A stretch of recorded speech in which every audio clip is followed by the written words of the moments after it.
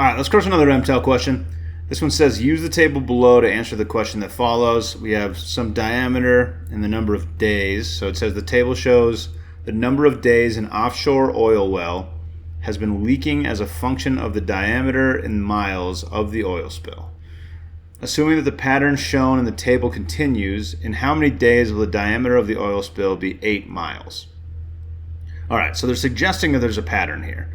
So let's investigate the difference between each one of these numbers and see how it kind of correlates with the diameter. So it took 4 days to increase the diameter of the oil spill from 0 to 1, right?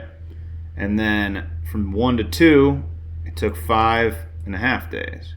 That's the difference between these two values, right? So 0 to 4 was 4 days. 4 to 9.5 was 5.5. 9.5 to 16.5 is 7. And then 16.5 to 25 is 8.5.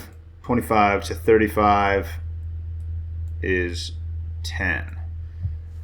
And I'm noticing there is a pattern between these values.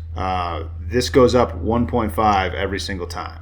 So if we extrapolate this pattern, then the difference between these two numbers should be 11.5. That's 1.5 more than 10.5. And the next one would be 13. So we can kind of map this out and just kind of see where we're going here. So this is sort of the most rudimentary way that I can think to do this. So 35 days, so the next value in the table should be 6, and then 35 plus 11.5 would be 46.5.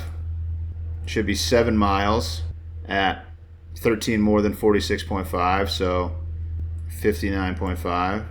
And then we're going to add, so we're looking for the 8th mile, which is going to happen 14.5 more than 59.5.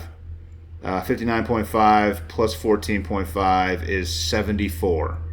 So it should happen after 74 days.